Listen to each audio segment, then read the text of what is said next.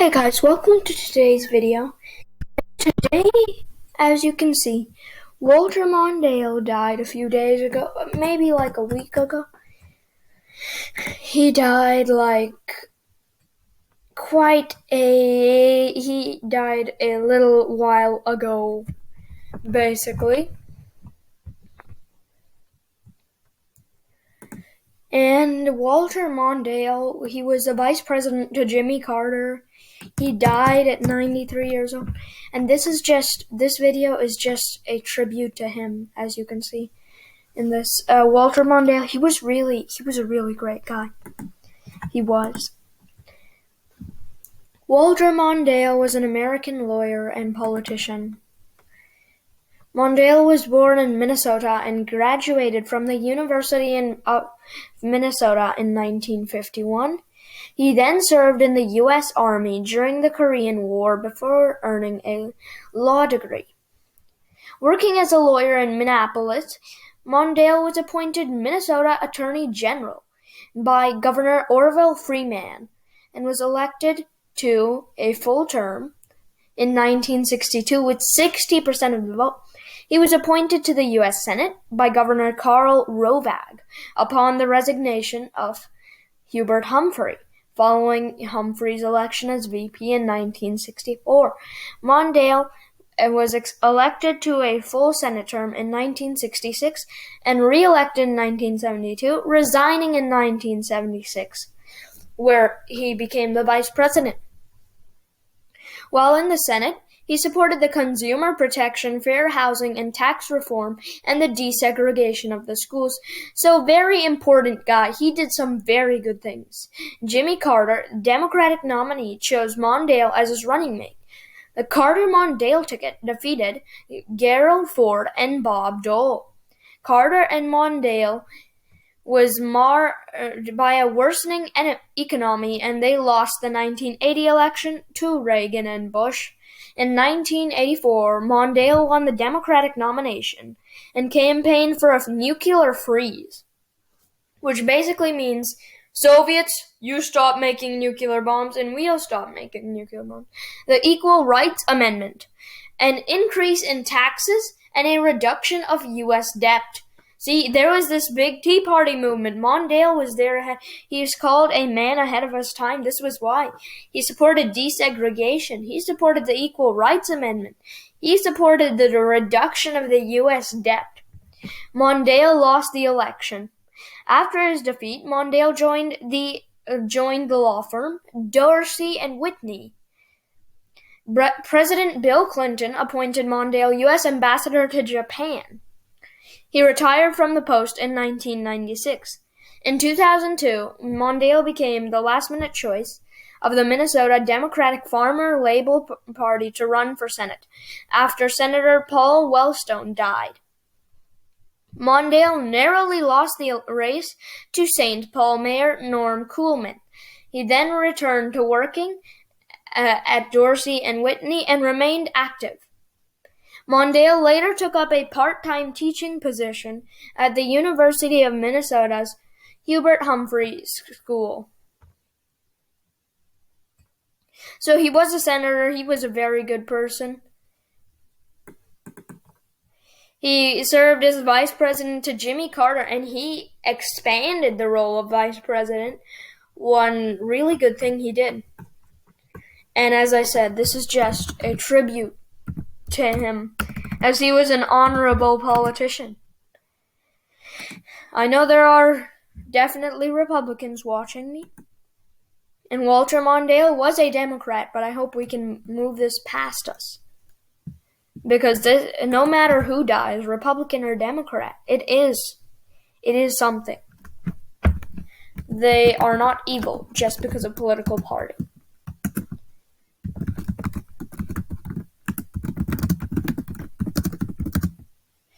So, Walter Mondale, he was a VP, he expanded the powers, he did many things. Like, this is a snapshot of America, and there's some folks on the That means that, sorry for that,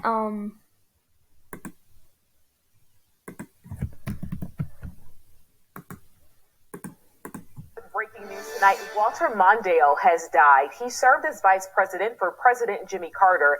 He also went against Ronald Reagan for the presidency in 1984, a campaign that went downhill after he told voters to expect a tax increase if he won. Former President Carter released this statement tonight saying, in part, he was an invaluable partner and an able servant of the people of Minnesota, the United States, and the world. Carter's statement, that was an excellent statement. That was a good statement. And just a zoom in on the 1984 election. Just thought you guys, he lost in a landslide, but he is still an honorable person. Walter Mondale, yep, won Minnesota, which was his home state. Oh, and of course D.C., which isn't too good. The ways he revolutionized the role of vice president impacted many who came after him in that position, including the vice president who came along 12 years after Mondale left office, Al Gore. And he joins us now from Nashville. Mr. Vice President, thank you so much for joining us. And we invited you here to speak in the Derek Chauvin. Walter Mondale. Yup, great person. And the rest of this video are just going to be clips of him. A few minutes ago, Walter Mondale is often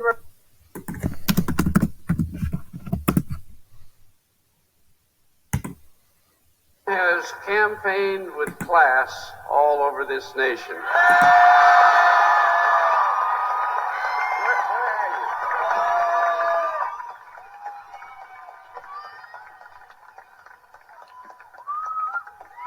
And we're very proud of our kids, Ted and Eleanor Jane and William. Everywhere they went, they got us support. This is his concession speech to Ronald Reagan. And I thank Geraldine Ferraro. We're very proud of Jared. Very proud of Jared.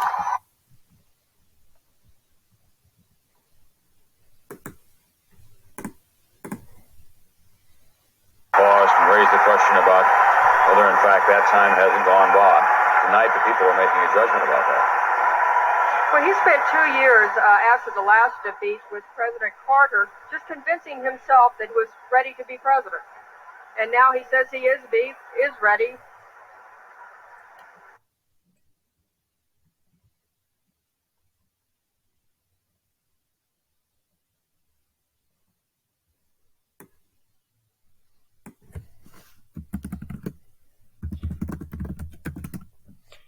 Walter Mondale, very good person.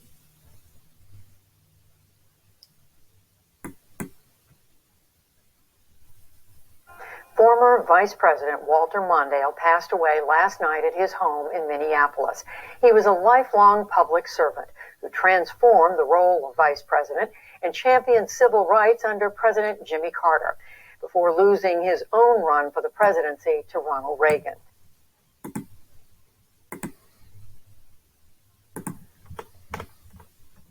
A look into his vice presidency. When Jimmy Carter won the Democratic nomination, he chose Mondale as his VP. The ticket was narrowly elected. Under Carter, Mondale traveled extensively throughout the nation and the world, advocating for foreign policy. His travels also included a visit to the USS Midway, which was on station in the Indian Ocean during the Iran hostage crisis. Mondale was the first vice president to have an office in the White House and establish the concept of active vice president. He began the tradition of weekly lunches with the president, which still continues. More importantly, he expanded the vice president's role from figurehead to advisor, full-time participant, and troubleshooter. Subsequent vice presidents have followed this. Carter and Mondale were renominated, but soundly lost to the Republican ticket of Reagan. That year, Mondale opened the Olympic Winter Games. Carter and Mondale were the longest-living post-presidential team in history. They had been out of office for 9,254 days, surpassing the former record. Carter surpassed Herbert Hoover as the president with the longest retirement. Mondale surpassed Richard Nixon as the vice president with the longest retirement. At the time of his death, Mondale was the oldest living vice president. After losing 1980, Mondale returned briefly to the practice of law. Mondale ran for the Democratic presidential nomination, where he won. At the Democratic National Convention, he chose Geraldine Ferraro as his VP, making the first woman nominated for the position by a major party.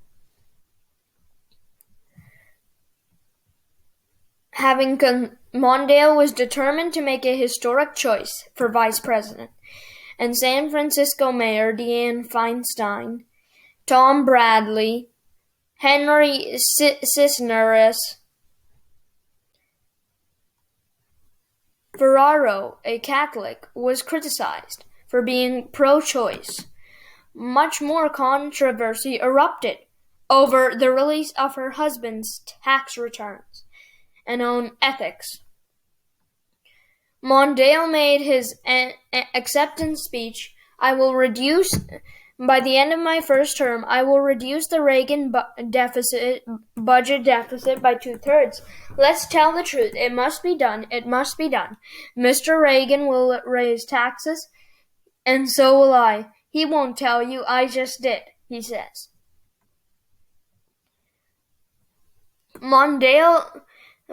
This showed Mondale was to be honest to voters. It instead was interpreted as a campaign pledge to raise taxes, which was unappealing. Mondale ran a liberal campaign supporting nuclear freeze, equal rights amendment. He spoke against Reagan's economic policies and in support of reducing budget deficits. But the incumbent was popular, and Mondale's campaign was ineffective. Mondale was also perceived as supporting the poor at the expense of the middle class. In the first debate, Mondale performed well, which led many to question Reagan's age and capacity to endure the demands of the presidency. Reagan was oldest president at the time. In the next debate, Reagan deflected the issue by quipping, "I will not make age an issue of the campaign. I am not going to exploit, for political purposes, my opponent's youth and inexperience." Mondale was defeated in a landslide and only winning D.C. and his home state, Minnesota. His margin of victory there was fewer than 3,800 votes, securing only 13 electoral votes. The result was the worst electoral college defeat from any Democratic Party candidate since Alf Landon's loss to Franklin D. Roosevelt. In 2002, Democratic Senator Wellstone was running for re-election, died in a plane crash. The Senate seat was the one Mondale had held before resigning to become vice president. During his debate with the Republican nominee, Mayor Norm Coleman, Mondale emphasized his experience while painting Coleman as a right-wing partisan in line with President Bush. Mondale lost the election. Upon conceding defeat, Mondale said, "At the end of what will be my last campaign, I want to say to Minnesota, you have always treated me well, you have always listened to me." Mondale became co-chairman of the Constitution's Project's bipartisan right. He endorsed Senator Hillary Clinton for president in 2008. Mondale endorsed Barack Obama, who had clinched the nomination and won the presidency. Following the election of 2004 and 2006, Mondale is seen talking with Al Franken about the possibility of later running. In the film, Mondale encourages Franken to run but cautions him. Franken ultimately ran and won 2008, with Coleman's contesting the results. Mondale and Amy Klobuchar stood with Franken in the U.S. Senate chamber. Mondale died on April 19, 2021, in his Minneapolis home at age 93 from natural causes during his sleep. The day before his death, Mondale had several phone conversations with Carter, Clinton, Biden, Harris, and Walz. Mondale also emailed a final message to his staff that death was imminent. At the time of his death, he was the oldest living former vice president. Former President Carter, under whom Mondale served as vice president. Today I mourn the passing of my dear friend Mondale, who I consider the best vice president in our country's history. President Biden gave tribute to Mondale in a public statement, calling Mondale a dear friend and mentor. He was a very, very good person, and it's just that disappointing that he has to leave.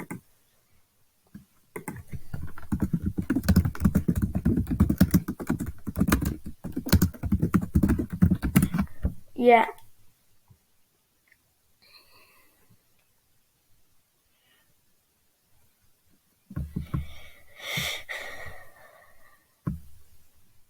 Remembered after his death. He is gone now.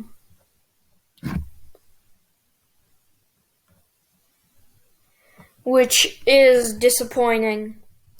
Walter Mondale. He was a great, great American.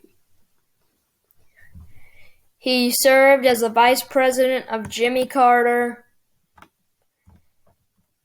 He served as a senator of Minnesota, fighting for Americans till the end.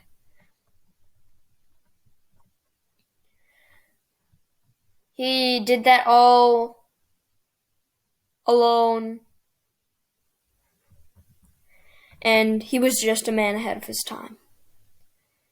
He was the 42nd vice president, and he was preceded by Nelson Rockefeller and succeeded by George H.W. Bush. He was a U.S. senator from Minnesota, preceded by Herbert Humphrey and succeeded by Wendell Anderson. He was the 24th U.S. ambassador to Japan, preceded by Michael Armacost and succeeded by Tom Foley. He was the 23rd Attorney General of Minnesota, preceded by Miles Lord and Robert Mattson, succeeded by. He was born on January 5, 1928, and died on April 19, 2021. Political party Democrat. Spouse Joan Adams. Children 3, including Ted and Eleanor. Education Macalester College and University of Minnesota. Allegiance U.S. Military service. U.S. branch service. U.S. Army. Years of service 2 years he served. 3 years. Rank corporal and unit Fort Knox. He was a patriot. He was a military service, Attorney General of Minnesota, Senator from Minnesota, Vice President, Ambassador to Japan. He just kept fighting for his country. His whole life was dedicated to making things better.